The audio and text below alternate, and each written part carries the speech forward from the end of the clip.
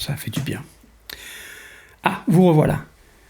Bienvenue sur les Chroniques bibliques, et saison 5, et cette fois-ci, nous en sommes à l'épisode 7. Toujours héritier ou esclave. Et comme je vous l'avais dit, je garde ce verset comme base au départ. Galates au chapitre 4, verset 30. Galates chapitre 4, verset 30 nous dit « Mais que dit l'Écriture ? Chasse l'esclave et son fils, car le fils de l'esclave n'héritera pas avec le fils de la femme libre. » On va peut-être un peu reprendre le fil de l'histoire arrivée à ce moment-là.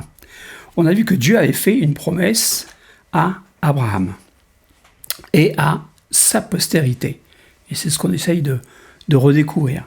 Et nous avons vu que Ismaël, un des fils d'Abraham, le premier qui lui est né, était exclu de la promesse et que c'était Isaac qui l'avait obtenu. Puis, des fils d'Isaac, puisqu'il en a eu deux, c'est Jacob qui en a hérité au lieu d'Ésaü. Dieu, ensuite, a changé le nom de Jacob en Israël. Puis, à travers Joseph, s'accomplit la révélation de Dieu sur la descendance d'Abraham. C'est l'esclavage pendant les 430 ans en Égypte et sa libération par Moïse.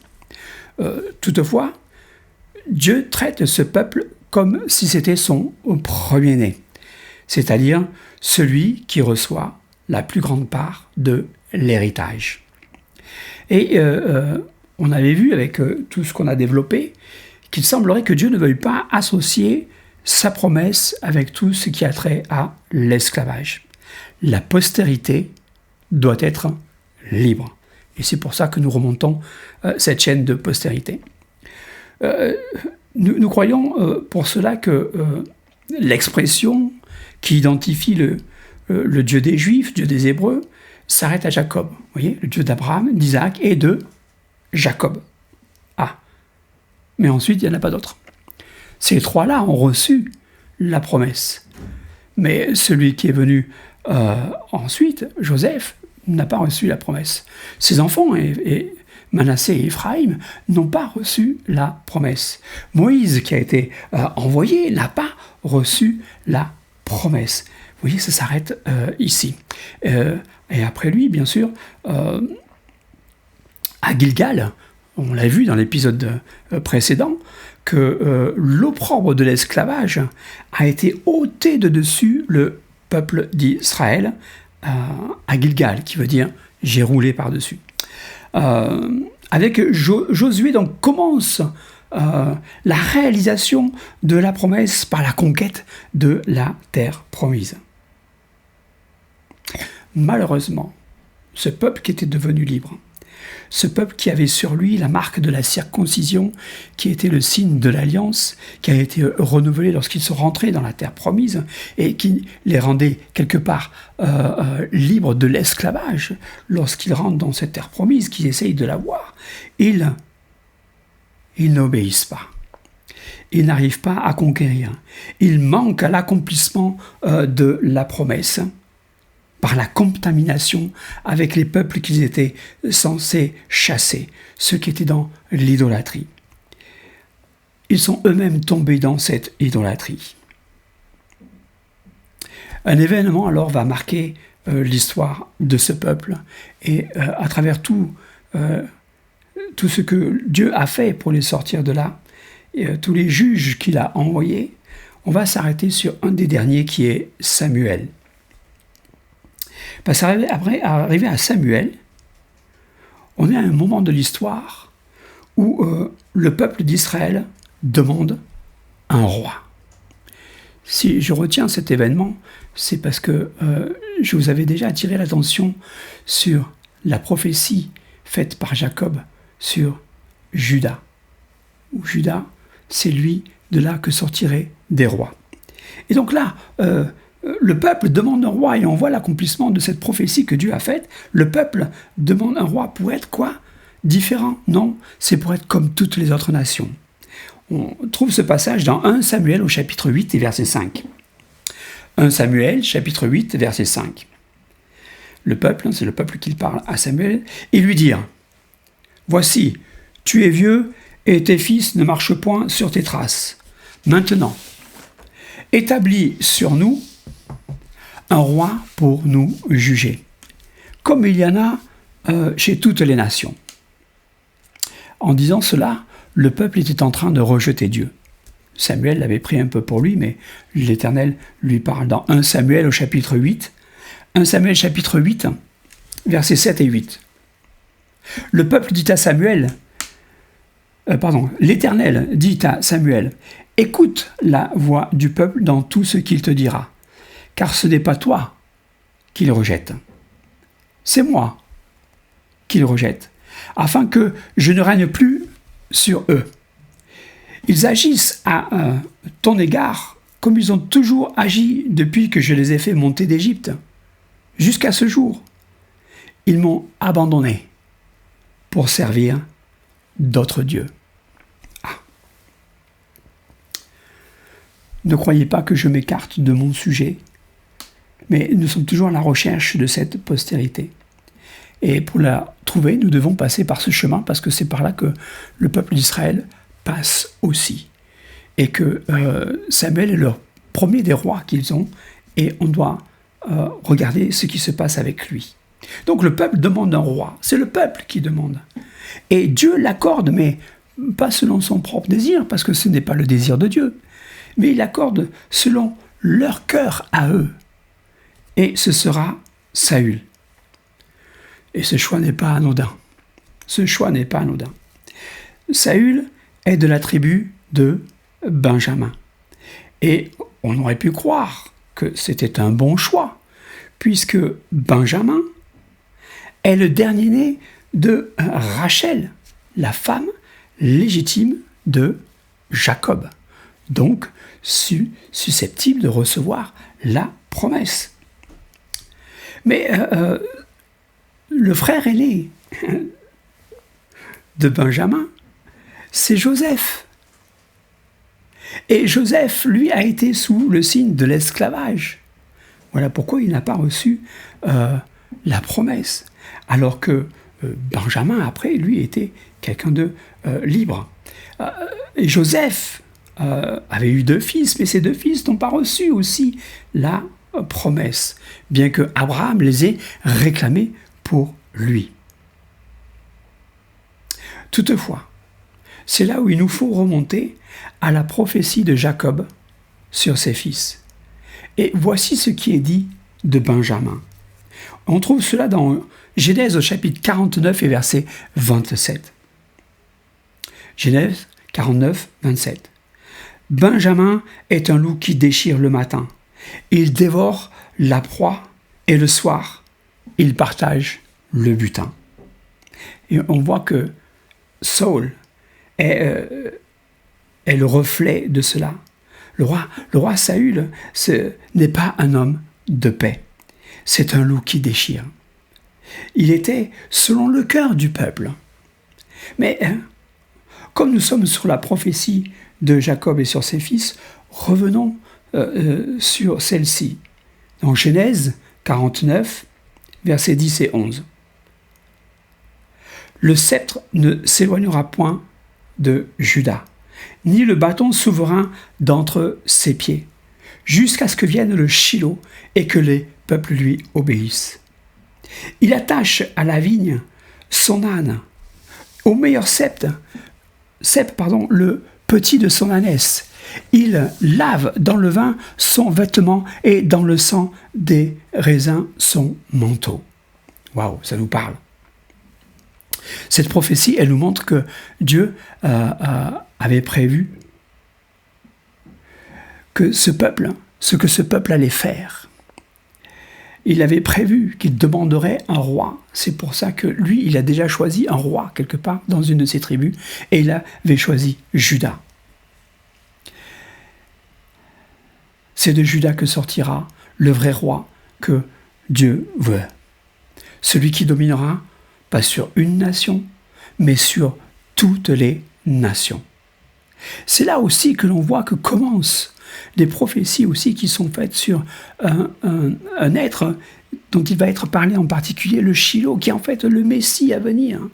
Et il vient de la tribu de Juda, qui veut dire que Dieu soit loué.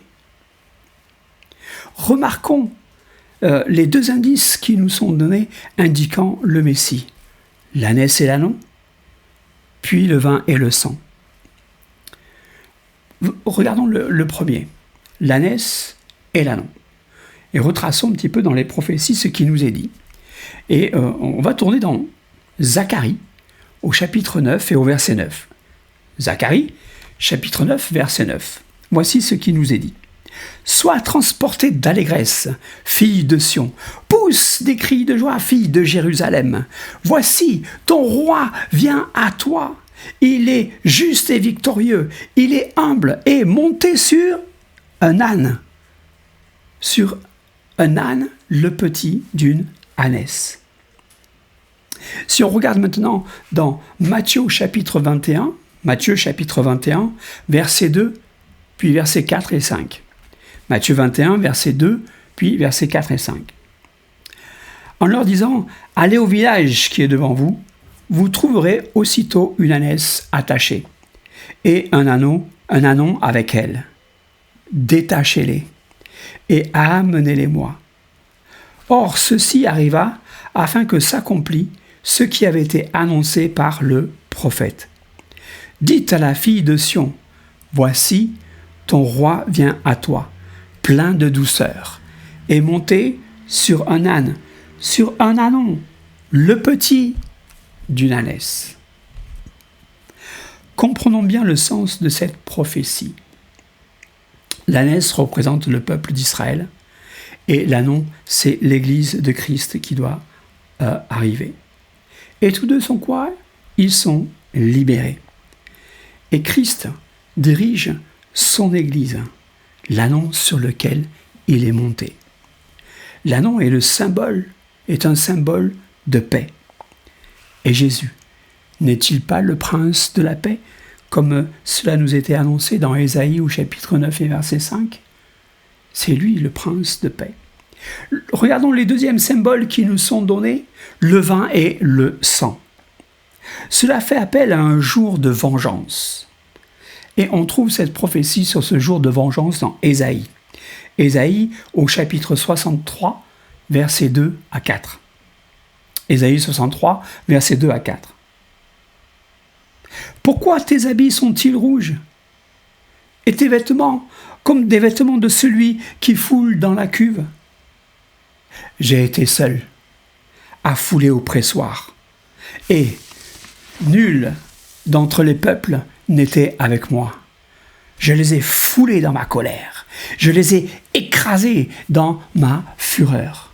Leur sang a jailli sur mes vêtements, et j'ai souillé tous mes habits, car un jour de vengeance était dans mon cœur, et l'année de mes rachetés est venue. On peut faire un parallèle aussi dans Apocalypse au chapitre 19. Apocalypse chapitre 19, verset 11, puis verset 13 à 15. Apocalypse 19, verset 11, puis verset 13 à 15. Puis je vis le ciel ouvert, et voici il parut un cheval blanc. Celui qui le montait s'appelait Fidèle et Véritable. Et il juge et combat avec justice. Et il était revêtu d'un vêtement teint de sang. Son nom est la parole de Dieu.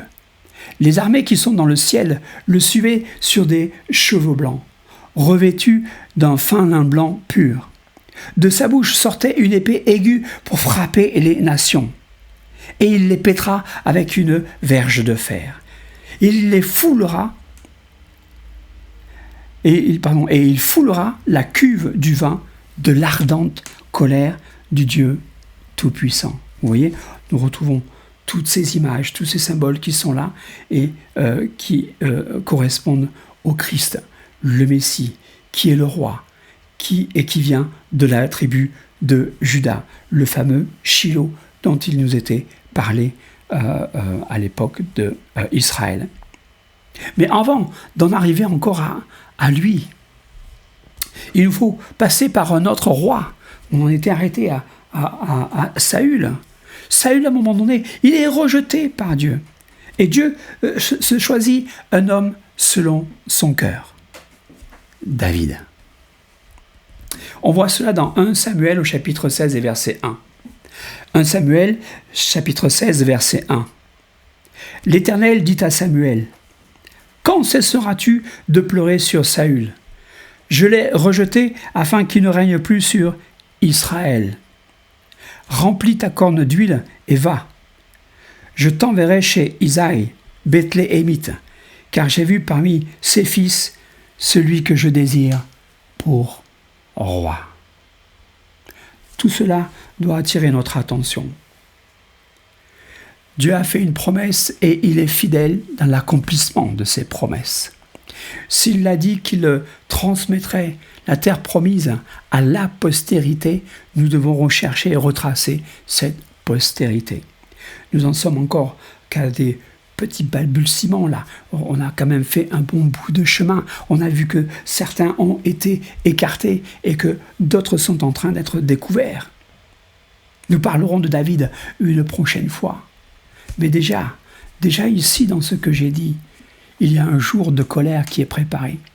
Et on doit réfléchir à ce jour de vengeance, parce qu'il y a un jour de vengeance déterminé par Dieu. Et sa colère s'accomplira. Et c'est Christ qui jugera tout cela. On vient de lire tous ces passages. Oui, il est le prince de la paix. Mais avons-nous fait la paix avec lui ? Avez-vous fait la paix avec lui ? Afin que vous puissiez être vous aussi les héritiers de la promesse. Nous découvrirons un petit peu cela plus tard. Mais je vous encourage à lire votre Bible, à rechercher la face de Dieu et à être surtout parmi les hommes libres et non des esclaves. Sur ce, si vous avez aimé, mettez un pouce, likez, partagez. En attendant que on se retrouve, que le Seigneur vous bénisse et que vous puissiez être des gens libres.